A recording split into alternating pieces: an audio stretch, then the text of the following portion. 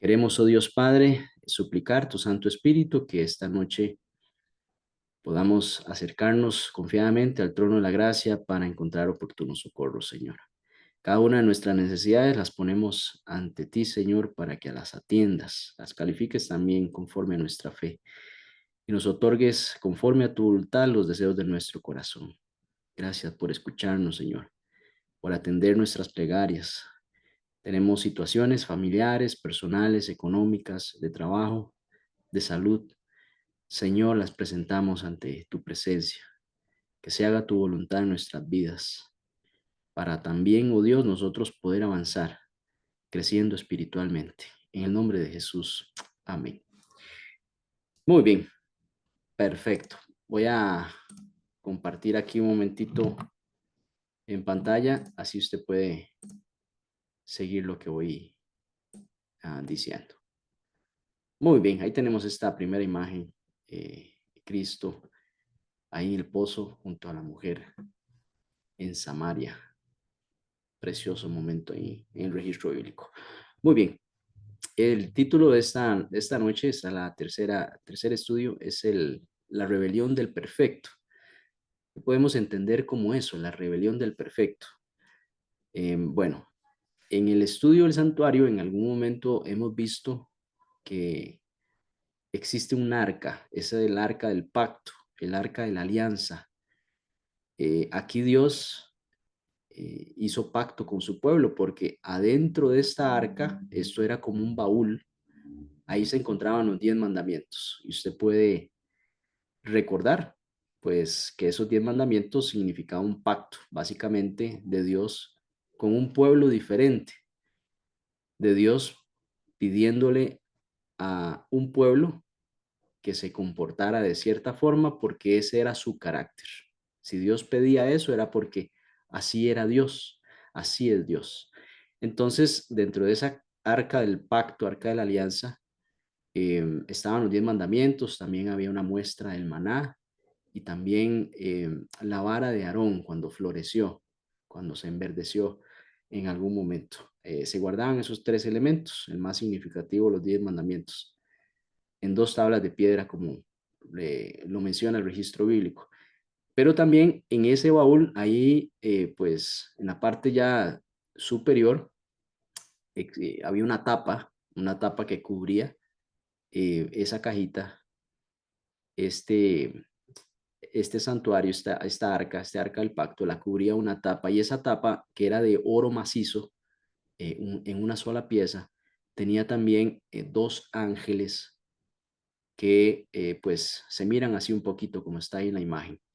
Con sus alas cubrían y además protegían, tenían también esa característica como una protección de lo que se manifestaba allí en su momento, que era la gloria de Dios visible.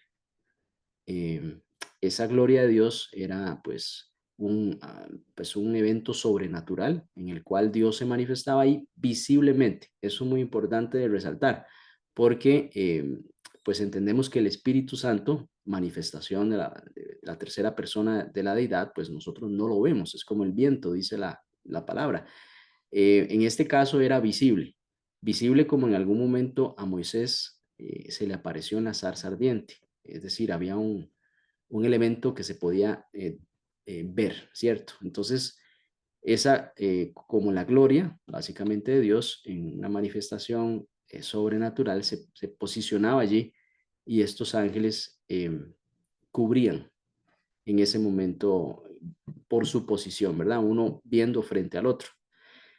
Entonces, estos ángeles tenían una categoría que se llaman querubines, querubines protectores, así se les conoce en la palabra, porque justamente protegen. Es decir, no es un ángel quizá dentro de un rango pues normal pues un ángel base, sino es una categoría que se le llama querubín. Entonces, en este caso eran querubines los que cubrían esa arca. Vemos también, bueno, esta arca estaba hecha de madera, sus entornos, pero la tapa sí era de oro puro. Em, y pues también esos ángeles, esos querubines, eran parte de la tapa, es decir, eran un solo molde. No es que los ángeles se posicionaban sobre la tapa, sino que esa tapa se le llamaba el propiciatorio, y el propiciatorio era uno con los querubines que estaban allí. Entonces, era una placa de oro, dos querubines de oro, uno en cada extremo, con las alas extendidas, cubriendo el propiciatorio, y los rostros mirándose pues de frente, para caracterizarlo de una mejor forma, ¿verdad? Muy bien. Hay un ser que también pues era querubín. En Ezequiel capítulo 28, versículo 14 al 15, nos habla de Lucifer. Lucifer era un ángel, un querubín grande, protector, y estaba ahí en el monte santo de Dios. Cuando dice el monte santo de Dios, es en el santuario celestial, porque este santuario terrenal era una réplica, un modelo del que estaba en el cielo.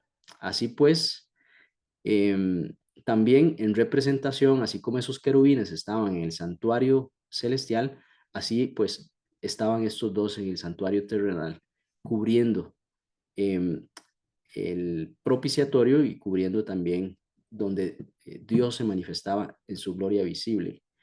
Dice que ahí estuviste en medio de las piedras de fuego, te paseabas, perfecto, eras en todos tus caminos. Era un ser perfecto, un querubín protector, desde el día en que fue creado, hasta que se halló en ti maldad. Entonces aquí vemos un cambio de actitud. Era un ser perfecto, y pues toma una decisión que es básicamente avanzar hacia la maldad. En la capacidad del ser creado de parte de Dios por el libre albedrío, un ser consciente del uso de la razón, como usted también y como yo, pues decide avanzar a una línea de maldad. Em, este querubín pues era protector, tenía pues, la capacidad o la posibilidad de estar cerca de Dios. Piense eso, es algo impresionante.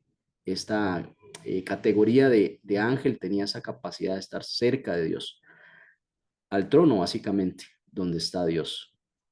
Su función era cubrir la gloria divina, eh, contener en cierta medida, también en forma de respeto, de reverencia, estar ahí frente a Dios y poder proteger en reverencia esa gloria que emanaba de parte de Dios. Es muy interesante ver que esos querubines que estaban en este propiciatorio, ¿verdad? Son dos semejantes. Es decir, los querubines, aunque se mencionan características importantes de este querubín, en realidad habían otros querubines también. Es decir, que él compartía, por decir así, su puesto. No era un puesto único. El propiciatorio justamente nos da un ejemplo de que los querubines eran pues varios, no hay un solo querubín único. Em, es muy importante mencionar que, bueno, el Shekinah, que es básicamente la presencia de Dios visible, se manifestaba ahí en ese santuario terrenal, así como la presencia de Dios está en el santuario celestial. Pues ahí era una en miniatura de eso, era como algo muy puntual en el cual se manifestaba la gloria de Dios. Entonces vemos como el Lucifer tenía una posición semejante en el cielo, de estar ante la presencia de Dios. Podía estar en ese lugar privilegiado. Muy bien. Em, Qué importante ver estas características que menciona acá la palabra en Ezequiel capítulo 28, versículo 12, porque dice que era perfecto en hermosura. Era un ser perfecto. No tenía pues ningún defecto. Había sido creado de forma extraordinaria. Y hasta que se halló en el maldad. Básicamente, en algún momento empezó a codiciar el trono de Dios, empezó a querer no parecerse a Dios, sino usurpar donde Dios reinaba, es decir, su trono, su posición, quitarlo de ahí, de ese trono, y ponerse él en lugar de Dios. básicamente esa belleza empezó en él a cosechar un sentimiento de orgullo propio sin considerar que había sido creado y que su puesto pues no era soberano como si era el puesto de Dios. Bien, haciendo un análisis sobre la actitud de este querubín, es importante mencionar que una de las cosas que él quería era reemplazar a Dios, es decir, quitarlo de ese trono. Entonces, una pregunta que yo puedo hacerme hoy es, ¿estoy yo reemplazando a Dios en mi vida con algo más o con alguien más? De pronto yo estoy avanzando en una línea en la que me he olvidado de Dios y pues quizá digamos que qué querubín más atrevido querer ocupar el trono de Dios, pero ¿será que yo también puedo estar en una línea en la cual reemplazo a Dios en aspectos de mi vida? Entonces me entronizo yo, me pongo yo en lugar de Dios, porque yo estoy primero. Básicamente ese era el mismo sentimiento que tuvo Lucifer, que sabemos que es Satanás, que significa el enemigo de Dios. Entonces, esa conclusión que llegó Lucifer de querer usurpar el trono de Dios, puede ser que yo lo esté haciendo, bueno, de pronto quizá con alguna intención, pero también sin intención. Puedo estar avanzando en una línea en mi vida que yo me olvido de Dios y tengo básicamente es esa misma línea, ¿no? Eh, Porque en este caso, siendo yo un ser humano con mis defectos, con mis problemas, con mis incapacidades, yo debo de fortalecerme en el espíritu. Es decir, yo debo de buscar acercarme a Dios. Recuerde que este ser estaba cercano a Dios, pero eso para él, por su actitud, más bien lo alejó de Dios. Por el contrario de mantener una relación cercana a Dios, su actitud de orgullo, de querer entronizarse él y de olvidarse de Dios, no importó que él estuviera cerca de Dios, sino más bien se alejó. Entonces, yo como persona, como ser humano, necesito fortalecer mi espíritu para buscar acercarme a Dios y que eso tenga un efecto pues positivo en mi vida. Es decir, que la gloria de Dios tenga ese impacto en mí, que yo pueda ser fortalecido espiritualmente. Y también yo me puedo hacer la pregunta, ¿estoy priorizando el reino de Dios en mi vida?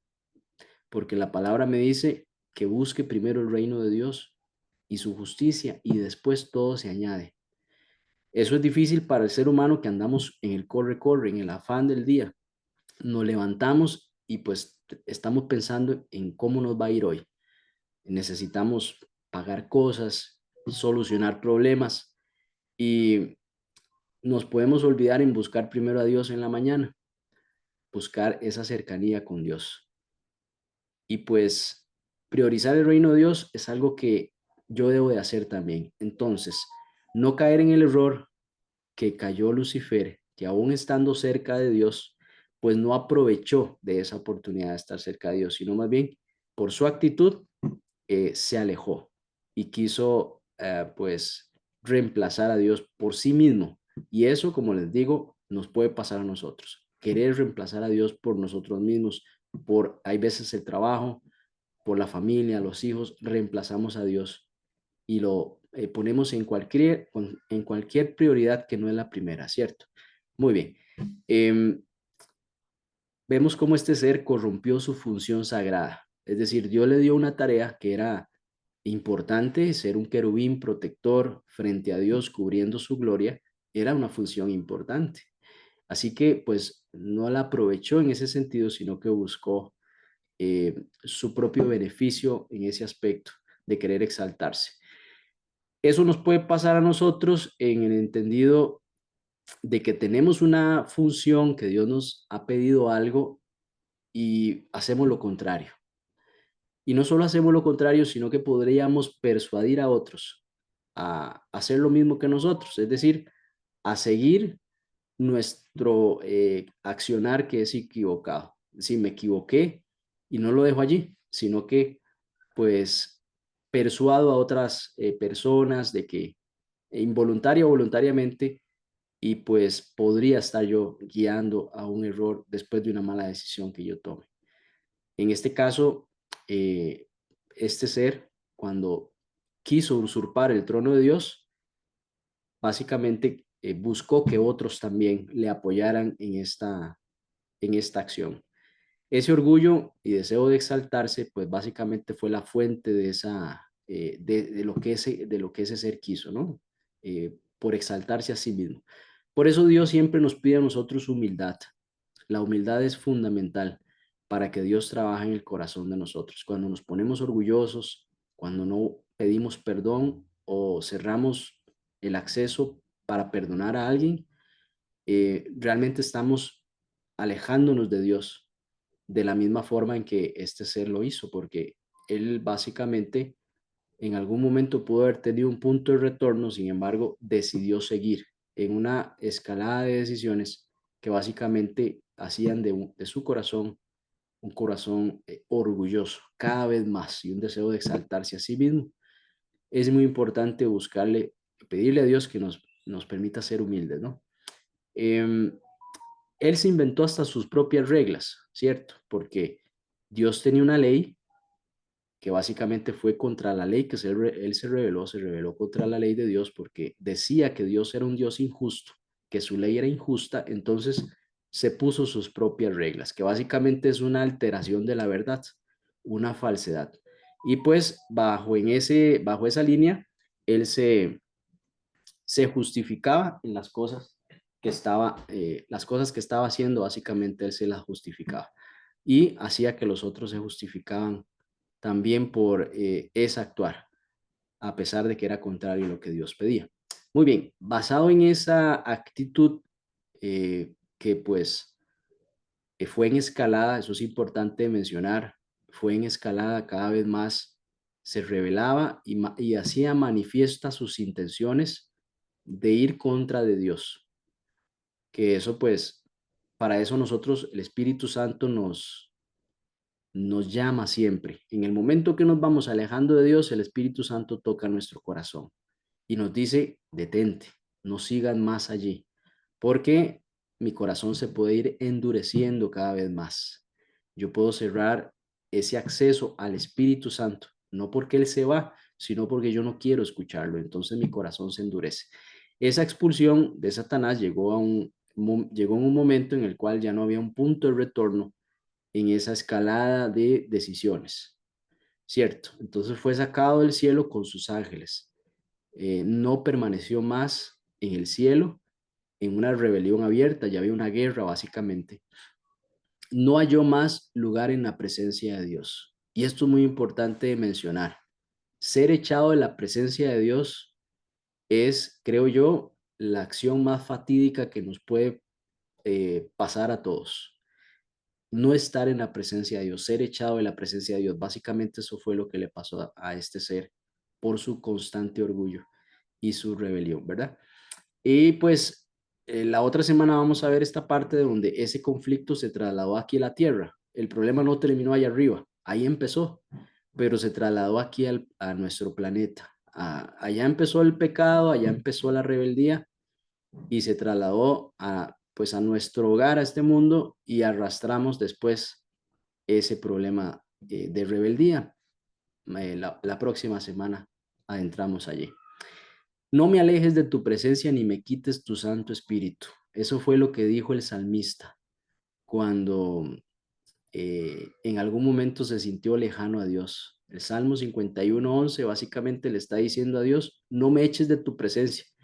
Así como a Lucifer, Dios lo echó de su presencia por esa constante rebeldía, por desatender el llamado y buscar la rebelión, pues en este caso el salmista en su experiencia personal se había alejado de Dios, había buscado su propio beneficio, había actuado de forma pues egoísta, había puesto en riesgo personas pues por su vanidad y en algún momento llegó y le pide al Señor en arrepentimiento, le dice, no me alejes de tu presencia, no me eches de tu presencia, ni me quites tu Santo Espíritu, porque el Santo Espíritu de Dios, el Espíritu de Jehová, es el que a nosotros nos convence de retornar a los brazos de Dios.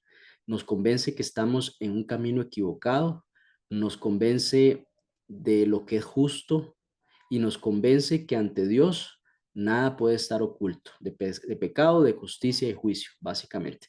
Entonces, cuando usted está en una situación en que usted sabe que tiene que mejorar, que tiene que cambiar, que tiene que avanzar en esa línea, pídale a Dios que no le quite su Santo Espíritu, porque Él va siempre a insistir en que usted avance. El problema sería cuando hemos cerrado nuestro corazón a que el Espíritu de Dios nos hable. Es importante pedirle eso a Dios. Em, fue echado, sí, Lucifer sí fue echado en la presencia de Dios. En Primera Juan capítulo 3 versículo 8, ahí Cristo dice que el diablo peca desde el principio, desde ese principio justamente. Es homicida también porque pues por sus intenciones no le ha importado el respeto inclusive a la vida. Su rebelión no tuvo una causa justa. Si usted analiza por qué se rebeló, simplemente fue por orgullo. No tenía un fundamento real de decir yo me rebelo por tal cosa. Entonces, a partir de allí, como no ha tenido una causa justa, ha querido mostrar a Dios como injusto. Es decir, le ha querido mostrar al ser humano que todas las cosas malas que pasan es por culpa de Dios, cuando el culpable es Satanás, porque él fue el que introdujo el pecado y pues todo el dolor, el sufrimiento de los seres humanos ha venido en consecuencia de eso. Además, pues la insistencia de parte de entes espirituales para que el ser humano pues se destruya a sí mismo, ¿no? También vemos cómo se volvió enemigo de la verdad y la vida. Entonces, aquí pues ya hay una consecuencia definitiva para Satanás, quien era Lucifer, quien era un ser perfecto, un querubín protector que fue echado de la presencia de Dios. Esto, familia, se le conoce como el ministerio de la iniquidad. ¿Qué parte? En el momento en que se halló maldad en su corazón. ¿Por qué? Porque si usted lo analiza, el cielo era un lugar perfecto. Estaba frente a Dios que es perfecto. Él era perfecto. ¿Por qué entonces se le haya maldad a este ser? Esto es una incógnita, que básicamente trasciende a misterio. Y la única respuesta asociada, basada en la capacidad de decidir, es justamente en que Dios crea seres con libre albedrío. ¿Qué quiere decir eso? Que tiene la capacidad de decidir si le sigue a Dios, es decir, si le sirve a Dios o si no le sirve. Porque lo contrario fuese como un autómata, un ser que no tiene esa capacidad de razonar. Sería pues un ser sin el uso de su razón, ¿no? Entonces Dios le otorga a los ángeles y a los seres humanos el uso de la razón. Basado en eso hay un camino que Dios pone al frente. Te pongo a que escojas entre el bien y el mal.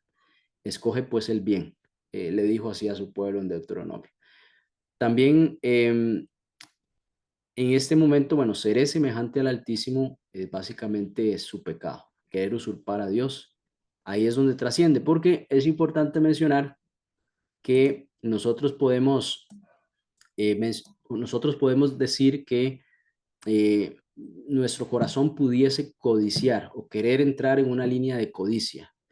El, el avanzar en eso es donde se convierte en el pecado en sí. En este caso, por nuestra naturaleza, nuestra propia concupiscencia nos puede tender a llevarnos al pecado. Si nosotros accedemos a eso, entonces ahora sí se convierte en pecado, cuando yo accedo a eso. Muy bien, aquí Natasha nos hace una pregunta: ¿arrepentirse o quedarse en el cielo? Bueno, hubo un momento en que tuvo que haber un punto de retorno. Es decir, aquí está la oportunidad. Sin embargo, accedió en la rebeldía, básicamente. Accedió en seguir rebelándose. Bien, aquí vemos que un elemento muy importante, la cercanía, no reemplaza la lealtad. Porque este ser estaba prácticamente junto a Dios, ¿no? Sin embargo, Lucifer eligió mirarse a sí mismo en vez de someterse a Dios. En el momento en que yo pierda mi mirada de Cristo, cuando yo dejo de ver a Jesús, cuando yo dejo de contemplar la gloria de Dios y empiezo a contemplarme a mí mismo, entonces ahí hay un problema. Y eso fue básicamente lo que le pasó a este ser. Empezó a contemplarse a sí mismo y se olvidó de Dios. En este caso, vemos también cómo Judas caminó con Cristo por 3 años, pero eso no significó un cambio real en este discípulo. Dios lo escogió, Cristo lo utilizó, lo llamó como un discípulo de él, pero él no accedió al impacto de estar cerca de Dios. Básicamente es relacionado a lo que le pasó a este ser. Estando cerca de Dios, eso no tuvo el impacto como un ser razonable, eh, y tomó decisiones contrarias a lo que debía hacer.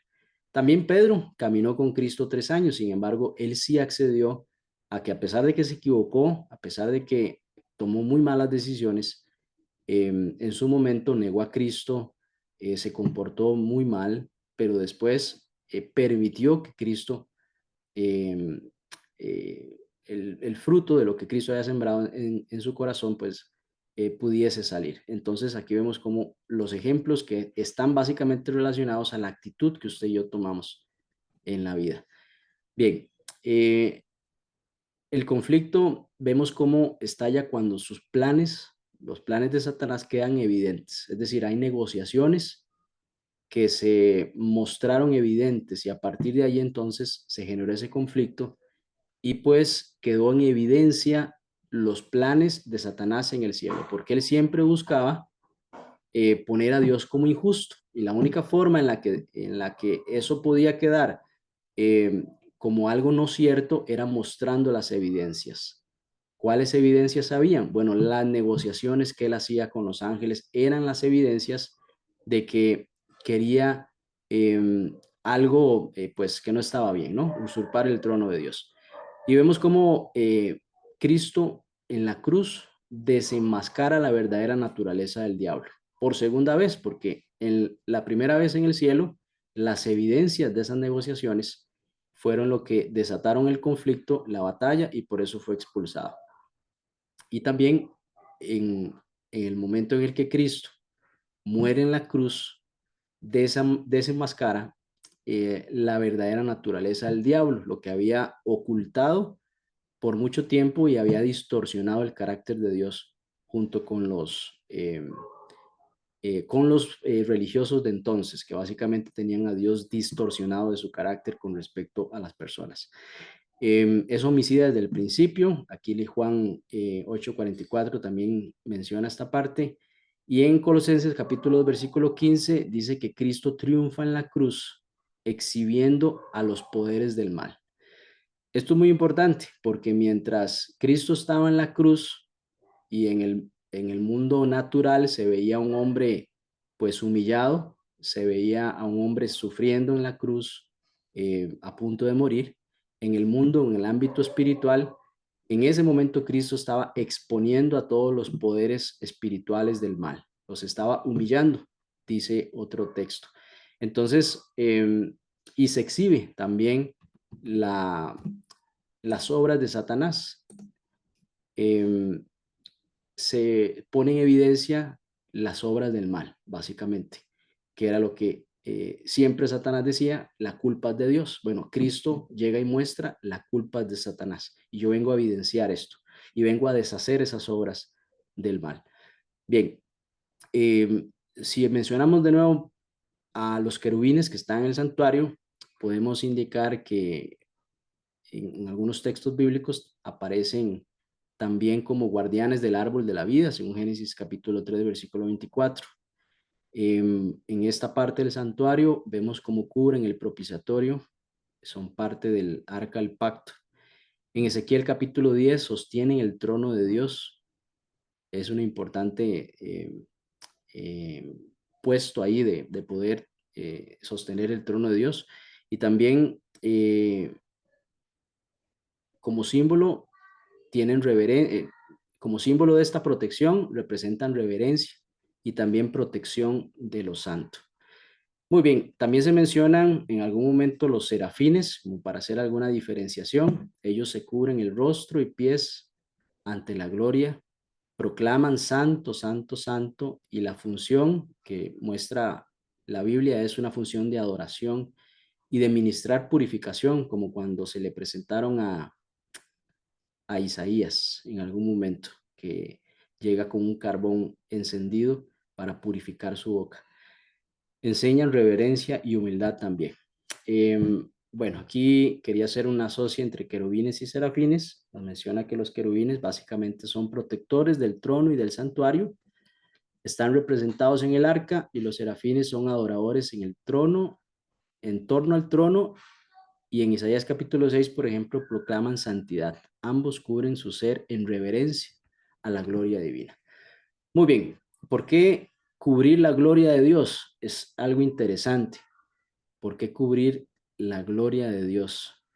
Siendo el cielo, por ejemplo, un lugar pues bastante amplio en el cual estos seres pueden habitar. Bueno, básicamente lo hacen en señal de reverencia, según lo que acabamos de analizar. Son querubines que cubren el propiciatorio, lo hacen en señal de respeto, eh, también de separación entre el creador y lo creado, porque ahí está básicamente Dios, el creador de todas las cosas. Entonces, no puede ser que un ser pase por allí como si nada pasara. Entonces, hay un entorno en el cual pues está Dios en su trono, en su santo templo, y entonces estos seres pues claramente van a mostrar una reverencia, van a decir santo, santo, santo, van a cubrirse, ¿cierto? Ante la presencia de Dios. Entonces, piense usted, nosotros seres mortales, finitos, pensar en Dios ya es solo acto de reverencia, ¿no? Pensar en Dios es un acto en el cual pues ya debiera llevarnos a la reflexión, siendo que estos seres pues están allí y muestran esa reverencia bastante importante. La gloria de Dios es infinita y aún los seres santos muestran reverencia, cuanto más nosotros. Muy bien, ya para ir terminando esta parte en el Shekinah, que básicamente es la presencia visible de Dios en el santuario terrenal, menciona aquí cómo la gloria de Dios, la gloria llenó el tabernáculo, es decir, todo el lugar cuando Dios se manifestaba, se llenaba de la gloria de Él. Es una manifestación visible, ¿cierto? En Primera de Reyes capítulo 8 versículo 10, 11 también menciona que eso sucedió. La gloria de Dios llenó el templo, se manifestó allí también en el templo de Salomón, era señal de la presencia de Dios en medio de Israel. Entonces imagínense la reverencia cuando está el pueblo de Israel y está el sumo sacerdote oficiando y está Moisés, y pues eso se presenta, ¿no? Esa gloria, así como lo llama, la gloria se presenta. Y básicamente, bueno, el Shekinah no existe la palabra en la Biblia, es la traducción en hebreo que quiere decir presencia, presencia básicamente es lo que quiere decir.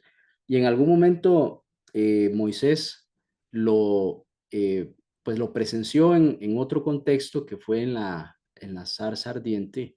Ahí hubo una manifestación de Dios, ahí hubo pues una presencia visible, ¿no? Presencia divina visible, y pues básicamente era una forma de Dios de manifestarse con su pueblo en señal de presencia física, ¿no?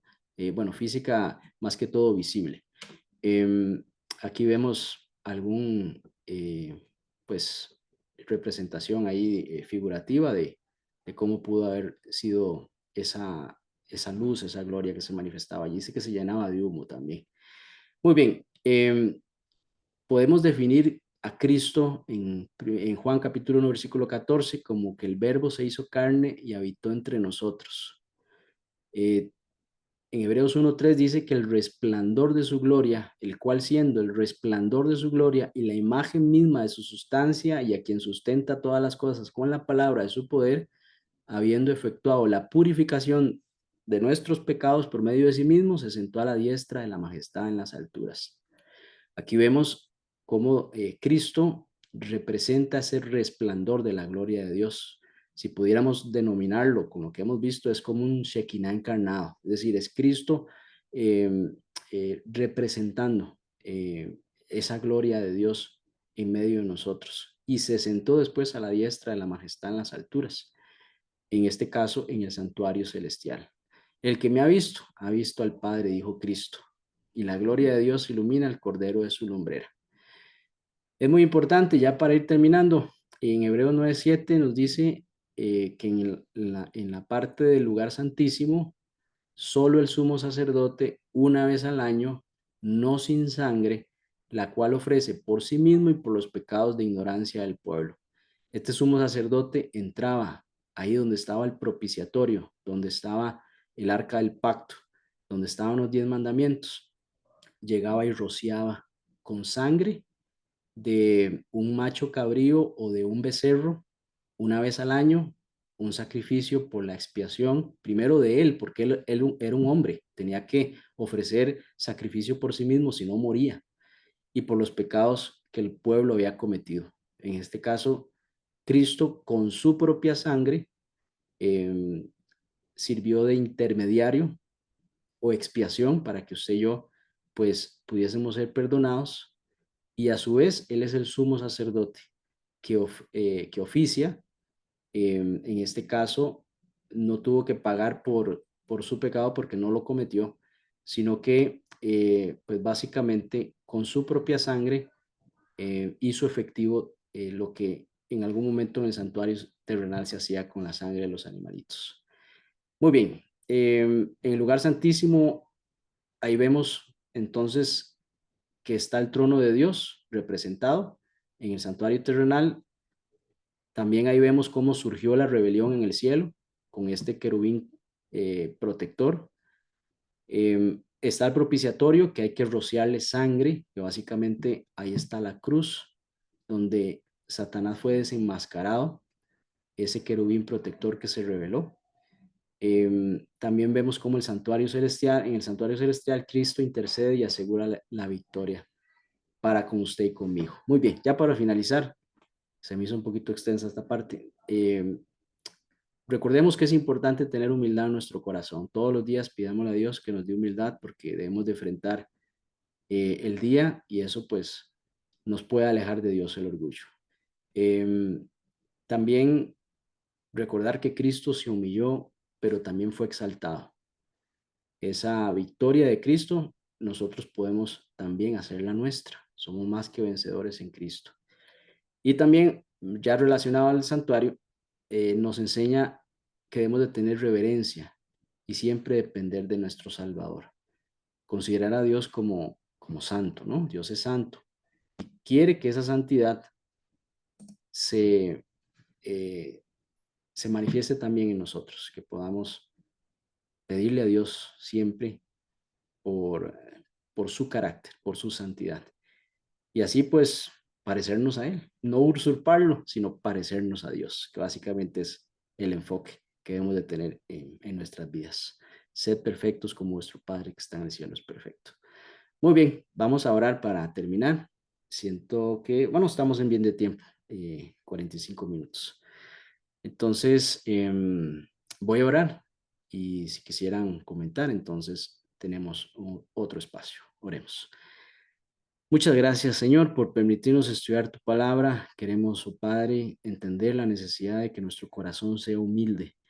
Queremos, oh Padre, recibir tu bendición, aprender de ti, que nos muestres tu gloria al conocer a Cristo. Cuando conocemos a Cristo, te conocemos a ti, oh Dios Padre, y eso pues influye en nuestras vidas para cambiar lo que necesitamos cambiar, avanzar en los retos personales, en cada problema, cada situación. Queremos presentarla, oh Dios, ante el trono de la gracia, ante el santuario celestial, para que ahí Cristo, por medio de esa intercesión que hace con nosotros, podamos obtener ese oportuno socorro. Perdónanos si hemos sido rebeldes, si hemos querido usurpar tu lugar con nuestras decisiones, con nuestras prioridades, y te hemos puesto en otro lugar que no sea el primero. Ayúdanos a priorizar el reino tuyo y tu justicia, y todo lo demás sea añadido. En el nombre de Jesús, amén y amén.